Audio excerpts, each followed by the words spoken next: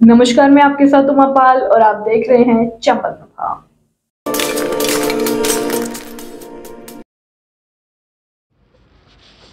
धौलपुर जिले के बसेडांग थाना इलाके में दस्यु सुरेंद्र गुर्जर गैंग की पुलिस टीम की मुठभेड़ हो गई। मुठभेड़ के दौरान दस्यु गैंग पुलिस को चकमा देकर भाग निकले, लेकिन पुलिस ने बदमाशों के कब्जे से एक बाइक और ट्रैक्टर को बरामद किया है। पुलिस ने दस्यु सुरेंद्र गुर्जर गैंग के खिलाफ बसेडांग थाना पुलिस पर मामला दर्ज कराया। पुलिस ने बताया कि एसपी मनोज कुमार द्वारा चलाए जा रहे बदमाशों के खिलाफ धरपकड़ अभियान के दौरान मुखबिर तंत्र की सूचना पर गुरुवार को पुलिस थाना के हिस्ट्री शीटर बदमाश सुरेंद्र गुर्जर पुत्र सोनेराम और उसके अन्य साथियों की तलाश में डांग में कस्बा के नगर मुरहनकापुरा के पास पुलिस की दो टीमों ने मोहनजू के मंदिर के पास से चंबल नदी की तरफ जाने वाले रास्ते पर नाकाबंदी की। इस दौरान करीब 6 बजे चंबल के बीहड़ की तरफ से एक बाइक, ट्रैक्टर रोडर और एक ट्रैक्टर आता दिखाई दिए। पुलिस ने उनको रोकने का प्रयास किया तो उन्होंने पुलिस पर फायरिंग कर दी। ऐसे में पुलिस ने भी आत्मरक्षा में फायरिंग की। इस दौरान बदमाशों की ओर से 12 राउंड फायर किए गए, जबकि पुलिस द्वारा भी आत्मरक्षा में 9 राउंड फायर किए गए।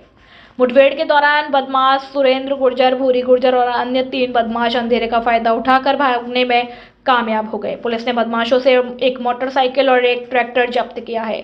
बदमाशों के भागने के बाद बाड़ी CO Mahendra Singh police team के साथ मौके पर पहुंचे और बदमाशों की तलाश में डांग क्षेत्र के गांव जनकपुर, गंगोली, धनवाली, वरपुरा, अनार सिंह का अड्डा, चंदेलपुरा आदि में दबिश दी, लेकिन बदमाशों का कोई पता नहीं लग सका। घटना को लेकर बसेडांग थाना पुलिस पर आईपीसी की धारा 147, 148, 149, 332, 353, 307 और 11 आरडीए एक्ट में मामले दर्ज किए हैं। बताएं सर। कल लगभग 5:15 बजे के आसपास शाम को एसएचओ बसेडांग को सूचना मिली कि आपका मुकदमा नंबर 10/2023 में आरोपी चल रहे सुरेंद्र पुत्र सोनेराम गुर्जर का मूवमेंट चंबल में कस्बा नगर की ओर है। सूचना के आधार पर एसएचओ बसेडांग संपत सिंह अपनी टीम के साथ मोहनजू का मंदिर भगतपुरा पहुंचा और सुरेंद्र सिंह का वहीं रुककर इंतजार किया। कुछ समय पश्चात चंबल के बीहड़ की ओर से एक मोटरसाइकिल, एक ट्रैक्टर और एक ट्रैक्टर रोडर आता हुआ नजर आया। तीनों साधनों पर 5 व्यक्ति बैठे हुए थे। रोडर पर बैठे व्यक्तियों के पास 2 बंदूकें नजर आ रही थी। जैसे ही मोटरसाइकिल पुलिस के पास पहुंची, उसने पुलिस को देखते ही आवाज दी कि सुरेंद्र फायर कर पुलिस है। इस पर पुलिस ने उनको वहीं रुकने की हिदायत दी, लेकिन पुलिस की हिदायत को इग्नोर करते हुए उन लोगों में से जो रोडर पर बैठे व्यक्ति थे, उन्होंने फायरिंग करना शुरू कर दिया, जो कि एक सुरेंद्र पुत्र सोनेराम गुर्जर था, दूसरे की पहचान भूरी पुत्र केशव के रूप में हुई।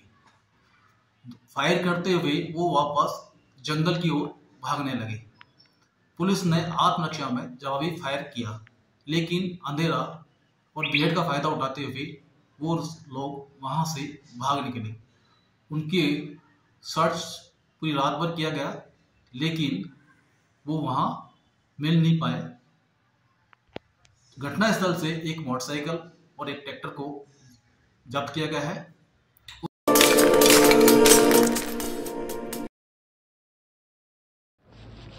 धौलपुर जिले के सेबू थाना इलाके के करीमपुर पेट्रोल पंप पर 22 दिसंबर को दिन दहाड़े बाइक सवार आधा दर्जन बदमाशों ने अंधाधुंध फायरिंग कर लूट के मामले में सैपो और कंचनपुर थाना पुलिस ने आज शुक्रवार को 25,000 रुपए के इनामी हार्डकोर बदमाश विष्णु ठाकुर को उत्तर प्रदेश के आगरा जिले के सैया इलाके से घेराबंदी करके पकड़ लिया है।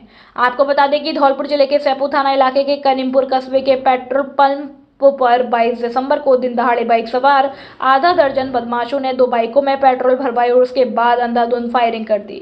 फायरिंग की घटना से पेट्रोल पंप में हड़कंप मच गया था और फ्यूल ले रहे उपभोक्ता जान बचाकर भाग गए। बदमाशों ने वहां मौजूद सेल्समैन के साथ मारपीट की और 21,000 रुपए की नकदी लूट कर फरार हो गए थे। घटना की वारदात सीसीटीवी कैमरे में कैद हो गई थी, जिसमें बदमाश तमंचे फायरिंग कर रहे थे और बाइक में पेट्रोल भरवाने के साथ सेल्समैन से मारपीट भी कर रहे थे।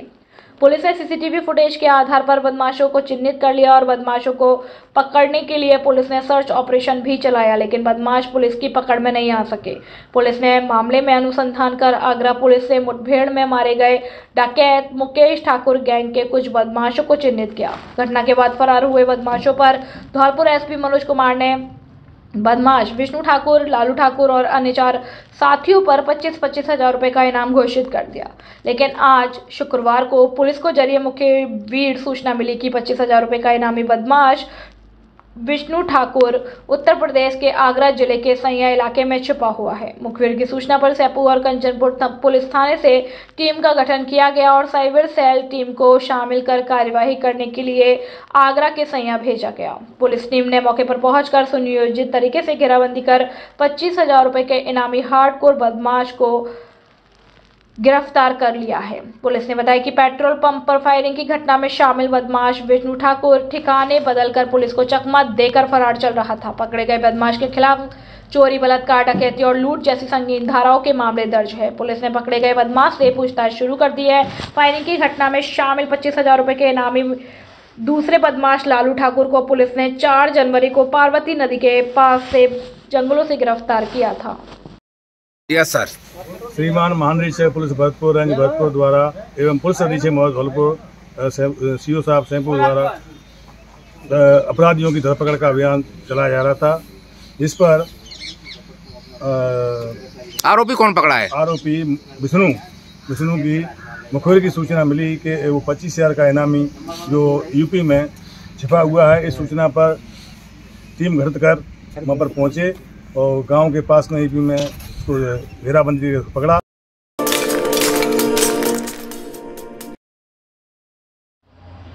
जयपुर के सवाई मानसिंह अस्पताल में आज 28वां अंगदान हुआ। धौलपुर के युवक अजीत पाल के ब्रेन हेड होने के बाद उसके परिजनों ने उसके अंगदान करने पर सहमति दी।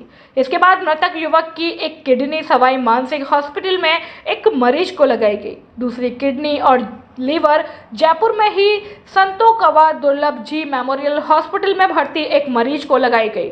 दिल का रिसीवर राजस्थान में नहीं होने के कारण वो डोनेट नहीं किया जा सका। सवाई मानसिंह हॉस्पिटल के nodal officer organ transplant doctor Devendra Purohit ने बताया कि अजीत पाल का 24 दिसंबर 2023 को फतेहाबाद के गांव निबोरा में किसी रिश्तेदार के यहां दावत में गया हुआ था और बाइक से अपने गांव लौटते समय फतेहाबाद रोड दुर्घटना हो गई थी। दुर्घटना में अजीत पाल गंभीर रूप से घायल हो गया था। गंभीर घायल हो जाने पर उसे आगरा के रेनबो अस्पताल में भर्ती करवाया, जहां से उन्हें 25 दिसंबर को सवाई मानसिंह हॉस्पिटल जयपुर रेफर किया गया। सवाई मानसिंह के डॉक्टरों ने अथक प्रयासों के बावजूद भी अजीत पाल को बचा पाना संभव नहीं हो पाया। उन्हें ब्रेन डेड घोषित कर दिया गया।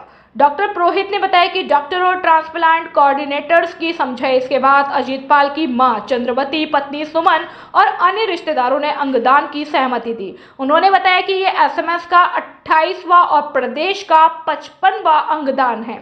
डॉक्टर पुरोहित ने बताया कि state organ and tissue transplant organisation Rajasthan की ओर से अंगों का आवंटन किया गया। इसमें अजीत पाल की एक किडनी सवाई मानसिंह हॉस्पिटल में भर्ती एक मरीज को दान दी गई, जबकि दूसरी किडनी और लिवर संतो कवा दुर्लभ जी मेमोरियल हॉस्पिटल में भर्ती एक ही मरीज को दान करके लगाई गई।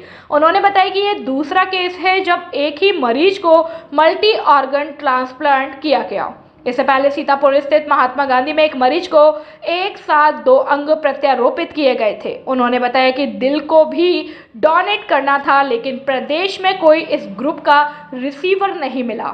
हम आपको बता देते हैं कि अजीत पाल के परिवार की आर्थिक स्थिति काफी कमजोर है। 2 भाइयों में यह सबसे बड़ा था। उसके एक बहन 15 वर्षीय मंजू और छोटा भाई नितेश 8 साल के हैं। अजीत पाल की 2 साल पहले शादी हो चुकी है, लेकिन वह धौलपुर देश और दुनिया को वह दे गया जो अच्छे धनाढ्य और अरबपति नहीं दे सकते।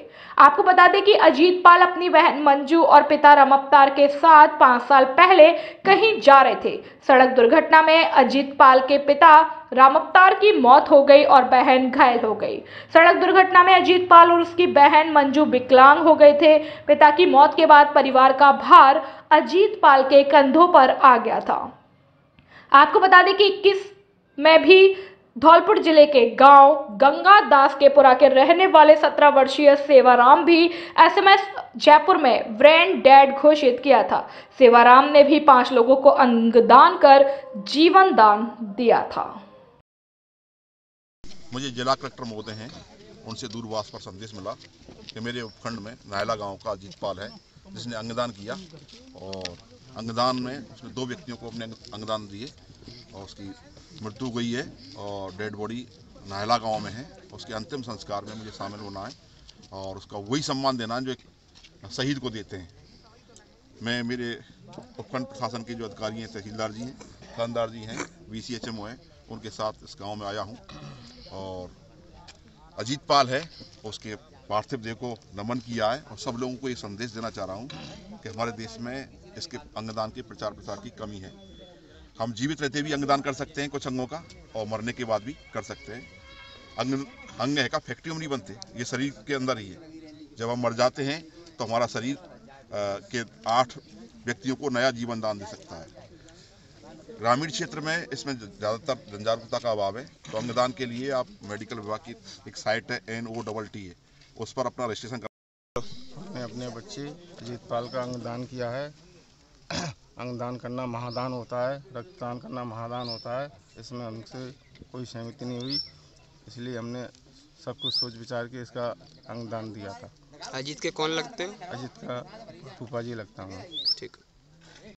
एक अत्यंत नेक काम है और ये अपने राजाखेड़ा तहसील में से नायला गांव से अजीतपाल जी ने जो काम किया है अत्यंत नेक काम है और इसका प्रचार प्रसार हो, बाकी लोगों में ये मैसेज जाए कि अंगदान से दूसरे कुछ लोगों की जानें बच सकती है। किसी को ज़रूरत पड़ने पे हार्ट दे सकते हैं, लीवर दे सकते हैं, भिन्न प्रकार के और बहुत सारे लोगों के लिए जीवन आसान हो जाएगा। और हम आभार व्यक्त कर दिया अजीतपाल सिंह जी का। खुशखबरी खुशखबरी खुशखबरी, नववर्ष ऑफर धमाका एक बार फिर से अनुराग मोबाइल लेकर आया है आपकी डिमांड पर mobile, laptop, AC, fridge, washing machine, deep fridge आदि इलेक्ट्रॉनिक सामान 0% ब्याज पर आसान किस्तों पर उपलब्ध। आधार कार्ड और पैन कार्ड लाए और बिना ब्याज के कोई भी सामान घर ले आए। हमारे यहाँ Samsung, Vivo, Oppo, Realme, OnePlus, iPhone उपलब्ध है। इसके साथ ही डेबिट कार्ड, क्रेडिट कार्ड पर 10,000 रुपए तक का कैशबैक और EMI की सुविधा भी उपलब्ध। तो फिर देर किस बात की, जल्दी कीजिए। हमारा पता है अनुराग मोबाइल सेंटर, बस स्टैंड के पास, संतर रोड, धौलपुर। मोबाइल नंबर 7014095483 और दूसरा 8233068226।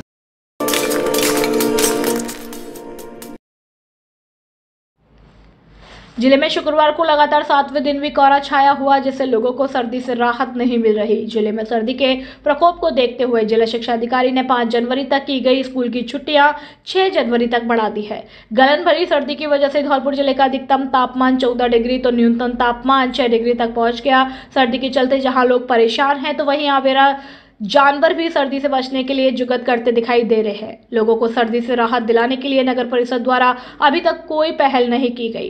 प्रतिवर्ष सर्दी के मौसम में नगर परिषद द्वारा जगह जगह अलाव की व्यवस्था की जाती थी, लेकिन इस बार अभी तक अलाव और पशुओं के लिए चारे की व्यवस्था नहीं की गई। पिछले 7 दिनों से सूर्य देव के दर्शन न होने के चलते लोग घरों में ही कैद हैं। मौसम विभाग के मुताबिक अभी से 2 या 3 दिन और बादल छाए रह सकते हैं, जिसके बाद पश्चिमी विक्षोभ के चलते 8 जनवरी को भरतपुर संभाग में जोरदार बारिश हो सकती है।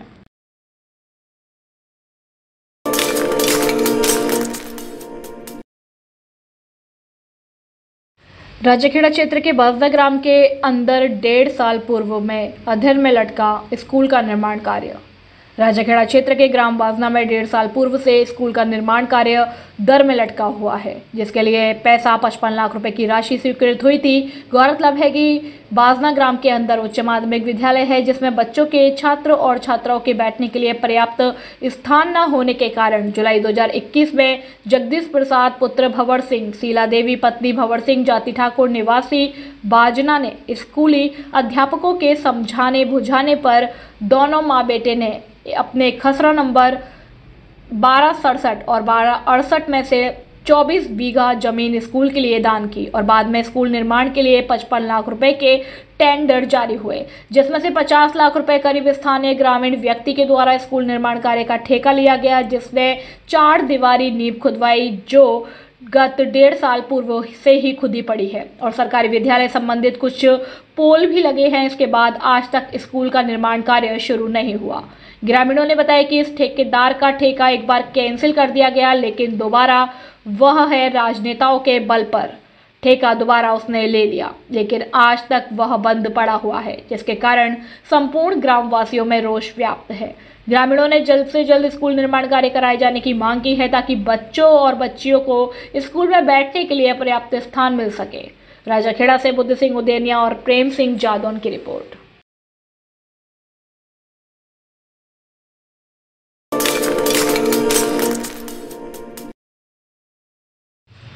भारत की फ्लैगशिप योजनाओं का प्रत्येक पात्र व्यक्ति को मिले लाभ, नीरजा शर्मा। विकसित भारत संकल्प यात्रा शुक्रवार को राजाखेड़ा के हथवारी व विंतीपुरा में पहुंची, जहां उसका स्थानीय प्रशासन के अधिकारी कर्मचारियों के साथ ग्रामीणों ने भी पुष्प अर्पित कर स्वागत किया। यात्रा में भाजपा नेत्री नीरजा अशोक शर्मा के साथ उपखंड अधिकारी देवी सिंह, विकास अधिकारी मनीष तोमर भी मौजूद रहे, जिसमें सभी विभागों के अधिकारी कर्मचारियों ने पंचायत के आम जन की समस्याओं को सुनकर उनका निस्तारण किया। नीरजा शर्मा ने संबोधित करते हुए कहा कि हथवारी व विंतीपुरा ही नहीं बल्कि पूरे राजाखेड़ा की जनता से मैं कहना चाहूंगी कि केंद्र की मोदी सरकार ने जितनी जनहितैषी योजनाएं चलाई हैं उनका लाभ ले। अभी तक हमने अन्य पंचायतों में आयोजित शिविरों में देखा है कि आम जन योजना का लाभ लेने के इच्छुक है। प्रशासन के अधिकारी कर्मचारी भी जन कल्याणकारी योजनाओं का लाभ आप तक देंगे, जिसका आप लाभ अवश्य ले। एसडीएम देवी सिंह ने कहा कि सरकार की कई महत्वपूर्ण योजना है जिनका प्रत्येक व्यक्ति लाभ ले रहा है, आगे भी केंद्र व प्रत्येक सरकार की योजनाओं का लाभ ले। राजाखेड़ा से बुद्ध सिंह उदेनिया की रिपोर्ट।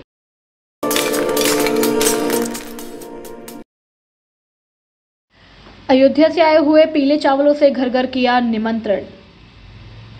श्री राम जन्मभूमि न्यास व अयोध्या नगरी से पावन भगवान श्री राम लला की स्थापना व दर्शन का निमंत्रण भारत भूमि व देश के नगर नगर, शहर व गांव-गांव प्रभु श्री राम के दर्शनों के लिए पीले अक्षय चावल, राम मंदिर का चित्र विवरण घर घर पहुंचाने की जिम्मेदारी सभी समाज सेवियों व धर्म प्रेमियों और सभी संतों को दी गई है। इस अभियान के दौरान अयोध्या से आया हुआ श्री अक्षत कलश को मंदिर श्री गंगाबाई की बगीची में महंत हनुमान दास जी महाराज ने विराजमान किया है। 1 जनवरी 2024 से 15 जनवरी 2024 तक सभी जन जन तक श्री राम मंदिर का निमंत्रण व पीले अक्षत चावल व चित्र वितरित किया जाएगा। इस अभियान में मंदिर श्री गंगाबाई की बगीचे के महंत श्री हनुमान दास जी महाराज द्वारा घर घर जाकर आसपास की बस्तियों में एवं प्रबल कॉलोनियों में निमंत्रण पत्र व पीले अक्षत घर घर भेंट किए गए और सभी महापुरुष लोगों को और माता बहनों को अयोध्या का निमंत्रण दिया गया और सभी से प्रार्थना की गई कि 22 जनवरी 2024 को कम से कम 11 दीपक जलाकर अपने घर पर दीपावली का पर्व मनाएं और भगवान श्री राम की स्थापना दिवस मनाएं। इस मौके पर समाजसेवी व युवा आकाश, रामू पेंटर, संतोष, नागेंद्र पाराशर, जितेंद्र किशन आदि भक्तगण मौजूद रहे। धौलपुर से सुखदेव कांकोलिया की रिपोर्ट।